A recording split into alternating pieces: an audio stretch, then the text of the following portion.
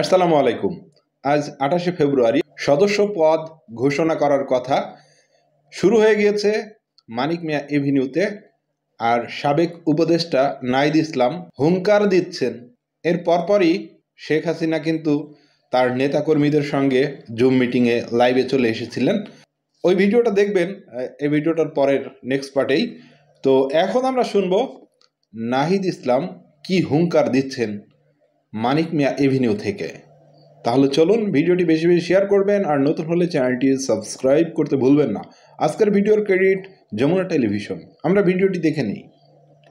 আপনাদের সামনে নতুন রাজনৈতিক দল একটু ঘুরিয়ে দিই, তাহলে দেখতে সুবিধা হবে। হ্যাঁ, জাতীয় নাগরিক পার্টির সূচনা বক্তব্য পেশ করবেন জুলাই গণঅভ্যুত্থানের ইমাম, এক দফার ঘোষক, তারুণ্যের আইকন, বাংলাদেশের তরুণ সমাজের ইমাম, জাতীয় নাগরিক পার্টির বিপ্লবী আহ্বায়ক নাহিদ ইসলাম।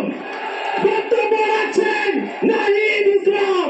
ইনকিলাব ইনকিলাব জিন্দাবাদ। ইনকিলাব ইনকিলাব ইনকিলাব ইনকিলাব। তোমার দেশ আমার দেশ, তোমার দেশ আমার দেশ, তোমার দেশ আমার দেশ। ইনকিলাব ইনকিলাব।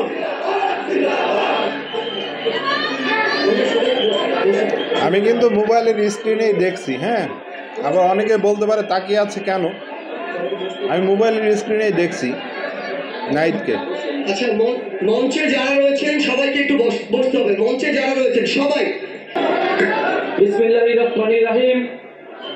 উপস্থিত সংগ্রামী ছাত্র জনতা, উপস্থিত জুলাই গণ অভ্যুত্থানের শহীদ পরিবারের সদস্যবৃন্দ এবং উপস্থিত বিভিন্ন রাজনৈতিক দলের নেতৃবৃন্দ, সবাইকে সংগ্রামী সালাম এবং শুভেচ্ছা। আজকে ঐতিহাসিক মুহূর্তে আমরা অবস্থান করছি এখানে, এবং আজকের এই অবস্থান থেকে আমরা আমাদের যে নতুন রাজনৈতিক দল জাতীয় নাগরিক পার্টির ঘোষণা করেছি। প্রিয় বন্ধুগণ, আজকের এই মঞ্চে দাঁড়িয়ে আমরা কেবল সামনের কথা বলতে চাই। আমরা পিছনের ইতিহাস কে অতিক্রম করে একটি সামনের সম্ভাবনার বাংলাদেশের স্বপ্নের কথা বলতে চাই। সেই স্বপ্নের বাস্তবায়নের লক্ষ্যেই আজকে আমরা এখানে উপস্থিত হয়েছি। জুলাই গণ অভ্যুত্থানে ছাত্র জনতার মধ্য থেকে স্লোগান উঠেছিল, তুমি কে আমি কে, বিকল্প বিকল্প রাজাকার রাজাকার। সেই বিকল্পের জায়গা থেকে নতুন রাজনৈতিক দলের আত্মপ্রকাশ ঘটেছে। আমরা মনে করি বাংলাদেশে যে বিভাজনের রাজনীতি তৈরি করে বাংলাদেশের জনগণকে দুর্বল করে রেখে রাষ্ট্রকে দুর্বল করে রাখার যে ষড়যন্ত্র তৈরি হয়েছিল, সেই ষড়যন্ত্র আমরা জুলাই গণ অভ্যুত্থানে সকলের ঐক্যের মাধ্যমে ভেঙে দিয়েছি। আমরা আজকের এই মঞ্চ থেকে শপথ করতে চাই যে বাংলাদেশকে আর কখনোই বিভাজিত করা যাবে না। বাংলাদেশে ভারতপন্থী পাকিস্তানপন্থী কোন রাজনৈতিক ঠাঁই হবে না। আমরা বাংলাদেশকে সামনে রেখে, বাংলাদেশের জনগণের স্বার্থকে সামনে রেখে সকলে ঐক্যবদ্ধভাবে রাজনীতি এবং রাষ্ট্র বিনির্মাণ করব। আজকের এই যে নতুন রাজনৈতিক দল জাতীয় নাগরিক পার্টির আত্মপ্রকাশ উপলক্ষে আমাদের যে আনুষ্ঠানিক বক্তব্য, যে সূচনা বক্তব্য, সেই বক্তব্য আমি লিখিত বক্তব্য আমি আপনাদের সামনে পাঠ করছি।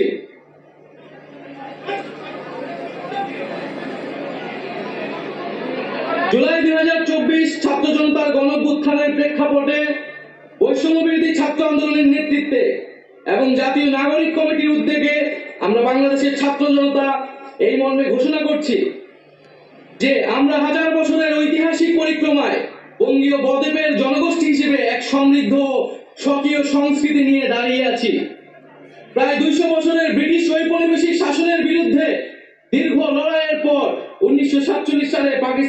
পতন ঘটে। তবে শোষণ ও বৈষম্য থেকে এই দেশের গণমানুষের মুক্তি মেলেনি তখনো। ফলে দীর্ঘ 23 বছরের সংগ্রামের ধারাবাহিকতায় 1971 সালে মহান মুক্তিযুদ্ধের মাধ্যমে লাখো শহীদের রক্তের বিনিময়ে স্বাধীন বাংলাদেশ রাষ্ট্রের জন্ম হয়। কিন্তু স্বাধীনতার পর দীর্ঘ সময় ধরে বাংলাদেশের জনগণকে বারবার গণতন্ত্রের জন্য লড়াই করতে হয়েছে।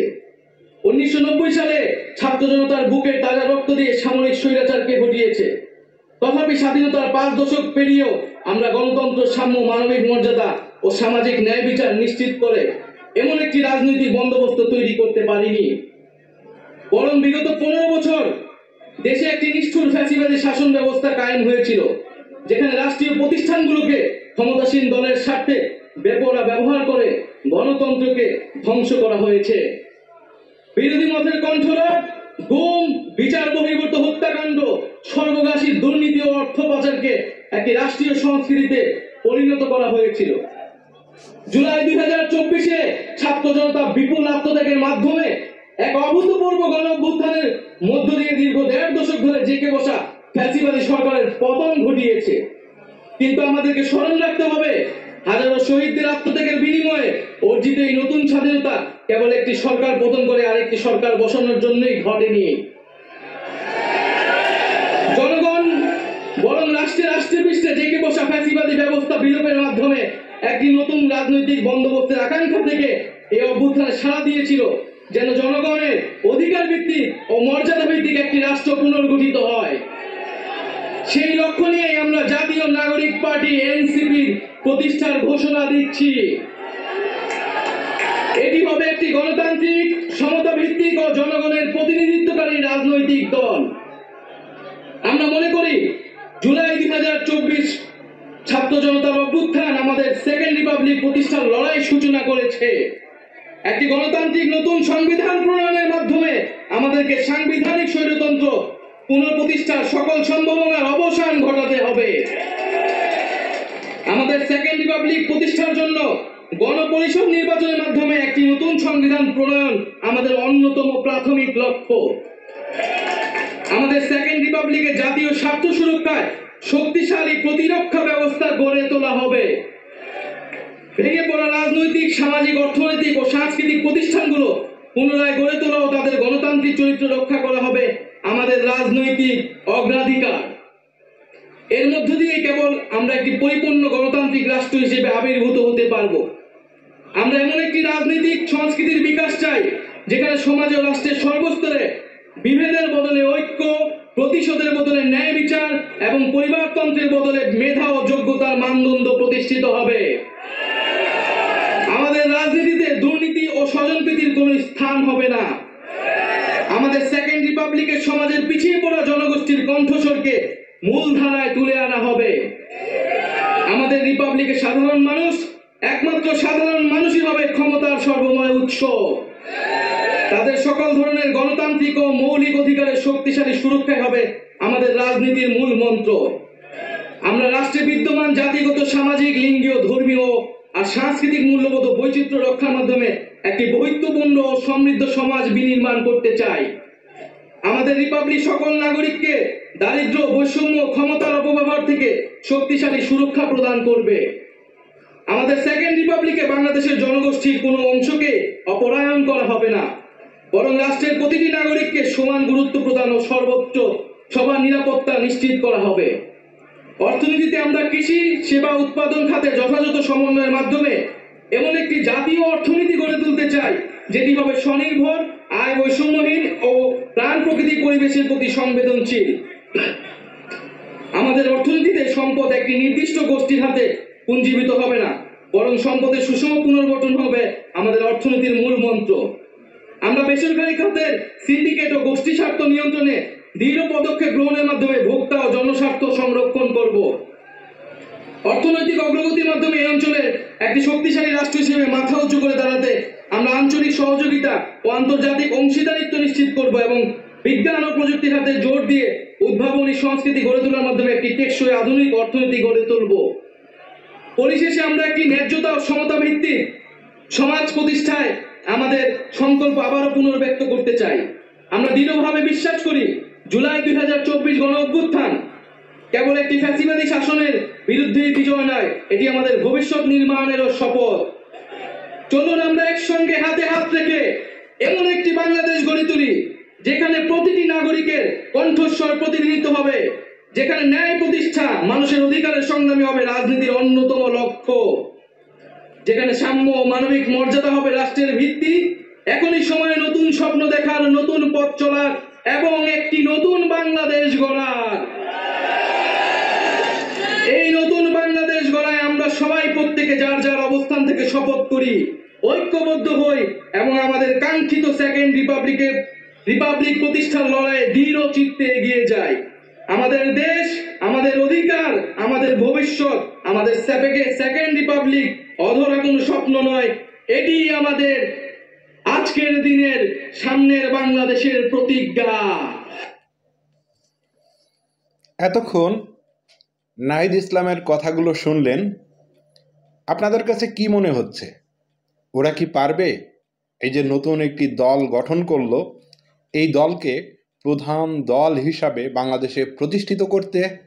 নাকি আওয়ামী লীগ, বিএনপি তারা যেমন পপুলার ছিল এদের মতন হতে পারবে না? কি মনে হচ্ছে আপনার? নাহিদ ইসলাম যেসব কথাগুলো বলল তাতে করে আমরা দেখেছি ইতিপূর্বে যেসব রাজনীতিকবিদরা প্রতিশ্রুতি দেন, সেই প্রতিশ্রুতিগুলো কিন্তু নির্বাচনের পরে তারা যদি নির্বাচিত হয় সেগুলো কিন্তু থাকে না। এরা কি সেই প্রতিশ্রুতি রাখবে? আপনার কাছে কি মনে হচ্ছে? এই 6 মাসে আমরা দেখেছি তাদের ভালো কাজও যেমন দেখেছি, আবার তেমনই অভিযোগের কথাবার্তা আমরা শুনেছি, তাই না?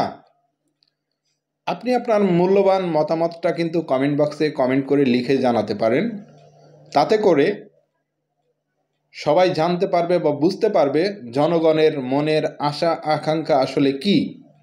ভিডিওটি শেষ করলাম। ভিডিওটি ভালো লাগলে শেয়ার করবেন, আর নতুন হলে চ্যানেলটি সাবস্ক্রাইব করতে ভুলবেন না।